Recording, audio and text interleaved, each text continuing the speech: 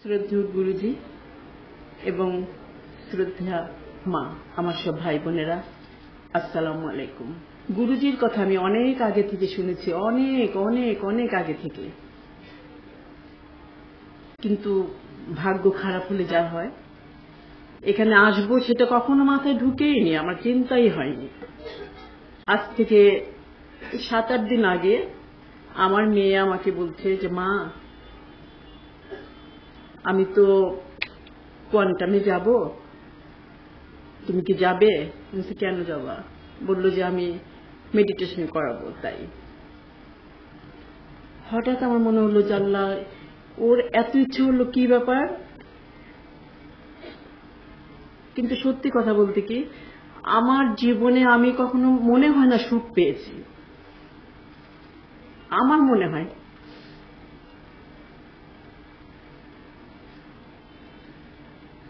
কিন্তু অভিনয় করতে গিয়ে আপনাদেরকে আমি অনেক আনন্দ দিয়েছি, এটা চেষ্টা করেছি ডুবে থাকার জন্য অভিনয়ে।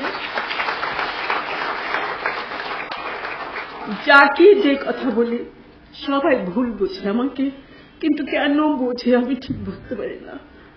একা একা খালি বসে বসে চিন্তা করি যে কেন এরকম করে আমার সাথে। আমি কিছুই বুঝি না, ভালো কথা বললেও খারাপ মনে করে, যা কথা বলবো ওটাকে তারা উল্টায় ফেলে যে না না এরকম না সেরকম না, কিন্তু কিচ্ছু বলি না কাউকে, চুপচাপে থাকি।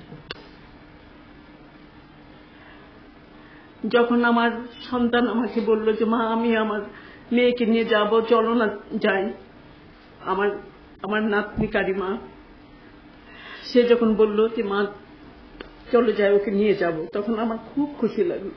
আমার পিঠে তখন একটা ব্যথা অনুভব করছিলাম, সে ব্যথাটা হয়তো 2-2.5 মাস আগের। মনে হতো কি যে চাপ দিয়ে আছে কোনো ব্যথা, একটা বোঝা নিলে যেরকম মনে হয় ঠিক এরকম মনে হতো আমার। সেই ব্যথা নিয়ে মনে মনে ভাবলাম যে যাব, আর আমি গুরুজির সামনে বলবো যে গুরুজি আমার না এটা হয়েছে ওটা হয়েছে, এটা বলবো যে আমার এই ব্যথাটা, আমার পায়ে পানি, এরকম বলবো আমি। এরকম ভেবে ভেবে আমি আসলাম। কিন্তু যখন মেডিটেশন করতে দিলেন, তার আগের কথাটা বলি, যখন আমি গুরুজিকে প্রথম দেখলাম তখন শ্রদ্ধায় আমার মাথা নুয়ে আসলো, যে এত সুন্দর লাগলো ওনাকে। আমার মনে হলো যে মানে বেহেশতখানায় আমি কাউকে দেখছি, এরকম মনে হলো। ঠিক আজকেও তাই, আমি নিচে যখন লিফটের কাছে মাজিকে দেখলাম তখন আমার ঠিক ওনাকে দেখেও তাই মনে হয়েছে। আসলে ওনারা আল্লাহ বানিয়েছেন ওনাদেরকে এই জন্যই, মানুষের মঙ্গল করার জন্য। 3 দিনের দিন যখন মেডিটেশন করছি, তখন এর আগে তো বাড়িটারি পেয়েও গেছি, গুরুজির কাছ থেকে সুন্দর বাড়ি পেয়েছি আমি নেপালে। সে বাড়িটা নেপালে, অনেক সুন্দর বাড়িটা, হাসির কিছু না, সত্যি কথা। নেপালে অদ্ভুত সুন্দর একটা বাড়ি, চতুর্দিকে সবুজ সবুজ গাছপালা ভরা, আর ফুলের গাছ তো আছে, বিভিন্ন রকমের ফুল, গন্ধে মাতোয়ারা হয়ে যাই। যখনই সময় পাই তখনই যাই গাড়িটা নিয়ে, কিন্তু সেই গাড়িটা এখন আমার কিনা আমি এখনো জানি না, কিন্তু বাড়িটা আমার। গাড়ির কথা কিন্তু গুরুজি এখনো বলেননি। সেই বাড়িটাতে যাই, যে গুরুজি যা বলেন তাই শুনতে হয়, যে আবার একটু ধরি, কোনো ফুলের পাপড়ি যেন না ছেড়ে সেভাবে ধরি, গাছগুলাকে দেখি, মুছি, মানে যত্ন করি, সুন্দর ভাল লাগে, খুব ভাল লাগে, খুব ভাল লেগেছে আমার।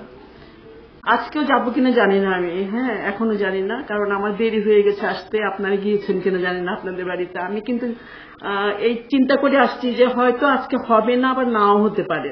আমাকে যখন মেডিটেশনে বসিয়েছেন, যখন নাকি বলছেন যে এখন আপনার কি ব্যথা আপনি এক গুরুজিকে বলতে পারেন, আমি সব ব্যথার কথা বলছি যে গুরুজি আমার না এখন চোখে না আমি সামনে কম দেখি, দূরে অনেক ভালো দেখি। আমি বললাম আমার পায়ে না পানি চলে আসে, আমার অনেক খারাপ লাগে এই পায়ে পানির জন্য। কিন্তু মনের ব্যথাগুলি বলিনি, পিঠের ব্যথার কথা একদম ভুলে গিয়েছি। আপনারা বিশ্বাস করবেন, সেই মুহূর্তে কখন আমার পিঠের ব্যথা ভালো হয়েছে আমি নিজেও জানি না, একদম নিজেও জানি না। এটা আমাকে অবাক করে দিয়েছে। এটার আল্লাহর রহমত, গুরুজির দোয়া, মাজির দোয়া। তা না হলে আমার কেন এরকম হবে? এখানে অনেকেই তো বলে গেছে, সত্যি কথাগুলোই বলেছেন। আমি এতদিন ভাবতাম যে যারা মানে এরকম ফাউন্ডেশনে দাঁড়িয়ে কথা বলে ওনারা শিখিয়ে দেন আর এগুলি বলেন, কিন্তু আজকে ভাবতেছি না, এগুলি শেখানো কথা না, শেখানো বলি না, অন্তত এখানকার এই ফাউন্ডেশনে এটা হতেই পারে না। এটা একদম অন্তরের কথা, অন্তরের স্থলের কথা। আমি জানি এখন থেকে আমাকে সবাই পছন্দ করবে। আমি যদি বলি ডাইনে যাও তাও ডাইনে যাবে, বায়ে যাও বায়ে যাবে, এরকমই হবে। কারণ এটা আমার বিশ্বাস, এই বিশ্বাসটা আপনারা হারাবেন না। গুরুজিকে অনেক ধন্যবাদ, মাজিকে অনেক ধন্যবাদ। আপনারা সবাই দোয়া করবেন আমাদের গুরুজি, আমাদের মাজি যেন ইনশাআল্লাহ সারা জীবন যেন এইভাবে আমাদেরকে মুখে মিষ্টি কথা দিয়ে ওষুধ দিয়ে যেতে পারেন।